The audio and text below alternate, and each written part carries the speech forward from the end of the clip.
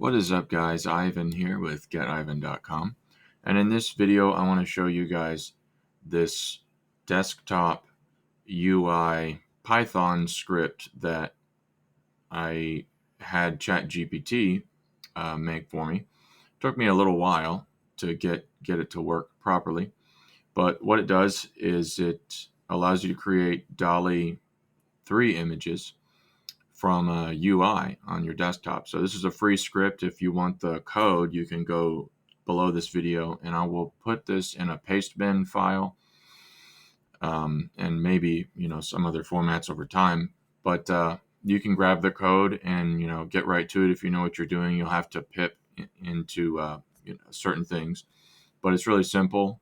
And I'm going to show you how it works real quick. And then for those who don't know how to do all that, I'll go from start to end installing Python and show you everything. So let's try to go quickly here, and hopefully I can get through everything for you guys. Okay, so I've run the script, and I'll go through these features later on. You can do various image sizes: horizontal, vertical, and square. Standard and HD image qualities, quantity of images that have a drop down to 10, but you can actually set it to any number here that you want. It's custom value, and it will generate one image at a time. And if you decide you made a mistake, you can come into your task manager and you can just kill the script. You can open up your task manager and then you'll find it right there. It doesn't take up much resource. It's like 50 megabytes of RAM, and then every image that's generated on this server has an i5 processor, 4th generation. It bumps up to like 6% CPU, so the script uses very little resources. You could probably run multiple scripts if you wanted to do batches. I haven't actually tried that yet, so something to keep in mind. So put your prompt in here. We'll go through an easy way to do the prompts in a second here. You always have to, when you open the script, you have to select where you want to save the images. And I just kind of set here to the quick section, so I can just go like that. It only takes 2 seconds. And then you can generate image. So I'm going to select 2 images. The API key section's here, by the way. So you do have to have the OpenAI API access. Make a secret and then paste it in here and click save, and it will save it into a folder, or let's see here, it'll save it into a text file right here. And then every time you open the script, it will reference the text file. So it's you don't have to keep doing that every time. Let me click generate here. And when you click generate, you can see down here it goes from idle to running, and it takes a minute to populate, but this section here will fill up with a green bar to show you how much of the batch has been fulfilled. And pardon me, these are both important to let you know it's still going, because over a large number of generations, it's kind of hard to tell. Like, it might say running, but then you might not know like where it, how far have you gotten. That's why you need the green bar to tell you. It'll divide up into little partitions for how many you have left. So you can see we're halfway through the batch. Once it generates the next one, it'll be finished.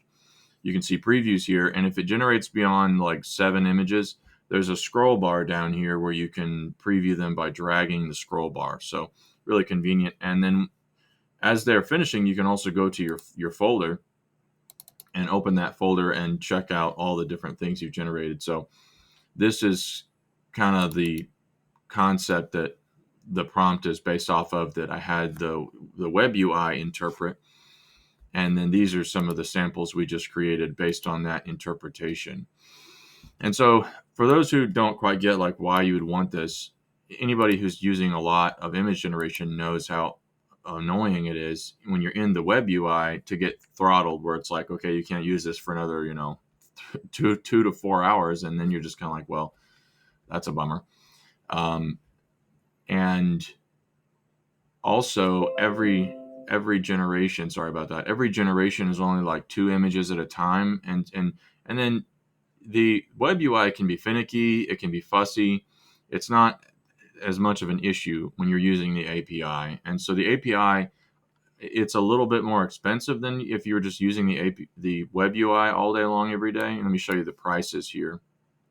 If we open up browser to the pricing page on OpenAI, you can see it's about 4 cents an image and 8 cents for HD. So it is, for like 100 images is like $4. So it's a bit more expensive than if you were to just really use the web UI like crazy, but that takes a lot more of your time. So if you wanted to generate batches to then, critique and then kind of go from there, the API is way more convenient. Using this desktop script is way more convenient. And then you can just save your query credits inside of ChatGPT for interpreting image samples that you really like. So like here is an image that I liked from a different prompt that I like to use. And then I just said, describe this image with as much detail as possible in the regular, UI. And then this is what it gave me. And that's what we just used to generate those images. So that's kind of what I'm now leaning more towards using the web UI for, is interpreting the images so I can save my query credits and I can use it more frequently, but then I can use the API to actually do things in batches. So everybody who knows what they're doing with Python, you're welcome to take the code and just run with it. It's good to go. There's a lot of features I'll go into as I explained for those who are unfamiliar now. Like every time you click generate, it will clear this pane also, so it doesn't get too messy. But yeah, if you're good to go, then best to you, and like, comment, and subscribe. But if you need to know how to get going with Python, then keep watching, and I'll show you in another instance how to get started. So at the top of the script, you'll see the video up here, but I will also include this right here, this pip install. So you'll need to use this to install the requirements for the code. But before we get into that, actually, let me save this here. Before we get into that, let me open up another server. I don't think this server has Python installed, so we should be able to do that from start to finish. Let me open a browser up here, and let's go Python install. Download Python. And it should default you to whatever it detects for your operating system. So I'm going to go ahead and do download Python. And we'll click save. And I'll just open this here and close this browser. Now this is really important. You want to make sure to add Python executable to path, and probably use admin privileges when installing.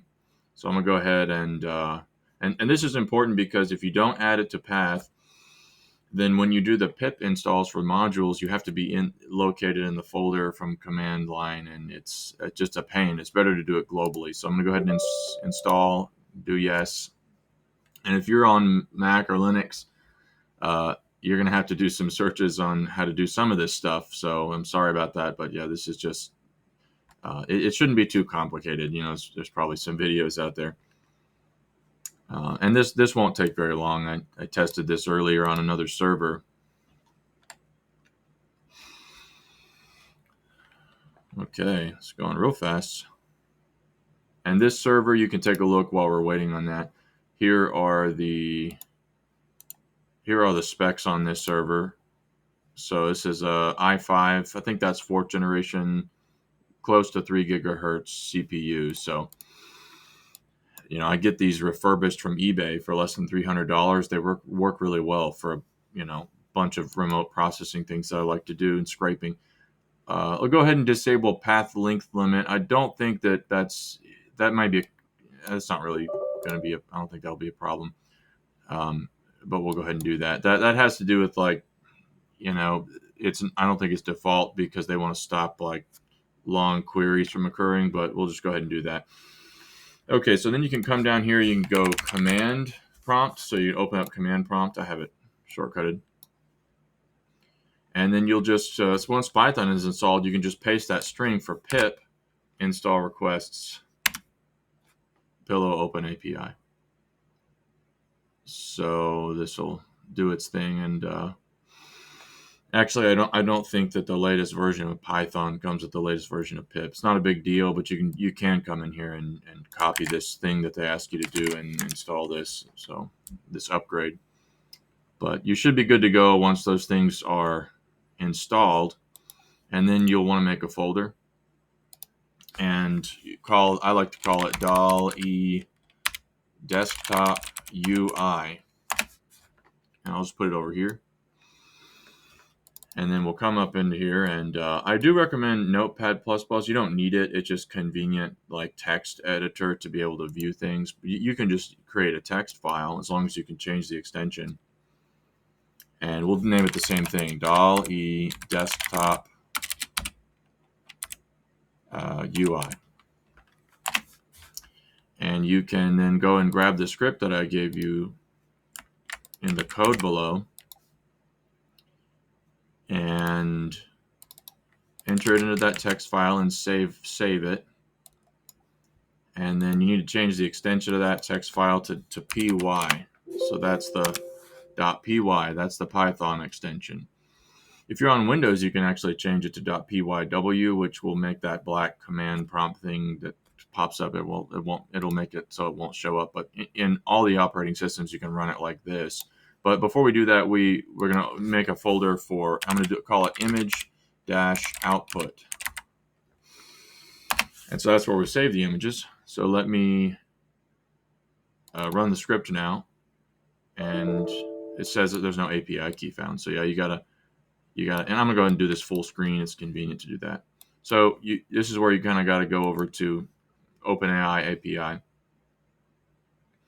And if you don't have an API account, you do have to apply for one. So it's kind of a pain that they make you do that. It should be easy to apply for it, but if you can get through that process and actually get an account, then you'll just come over to the API keys section and then create a new secret, and it'll look like this. And I'm going to delete this one, by the way. This is just like sandbox, so don't try to be sneaky. But anyways, I'm going to copy that and paste it here, and then click Save API Key, and it will save it wherever where script file is located. So right here in our folder, it saves that API key text file, so that every time you run the script, it'll detect your API key, and you'll be good to go. Pardon me. Anyways, then you do your settings and you do your prompt. And just as an example here, let me do purple penguins in stained glass. So pretty random, right? Not a whole lot of description. You do have to set your folder every time. So I'm going to go Save Images To, and I'm going to go to that folder and click Image Output, Select Folder. So you see it takes 2 seconds. Not that big of a deal. And then I'm going to do, let's make 2 of those purple penguins and generate. And you see it's idle. I'm going to click Generate, and now it's running. So we didn't get any errors, so it should be good to go.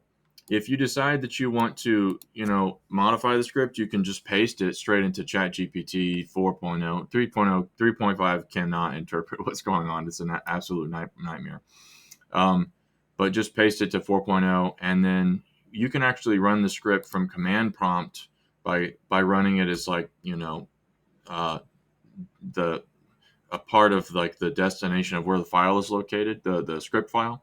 And if you run it from command prompt, it'll actually give you like an error log. You can paste the error log back to ChatGPT, if when you're debugging little features you want to add, There are certain, things that I tried that I couldn't get to work. So it doesn't, there could be additions, but this is as far as I'm going to go. Like, to go beyond this point, 4.0 has a really hard time interpreting code of this particular size, and it will destroy sections as it tries to reprint it to you at this point.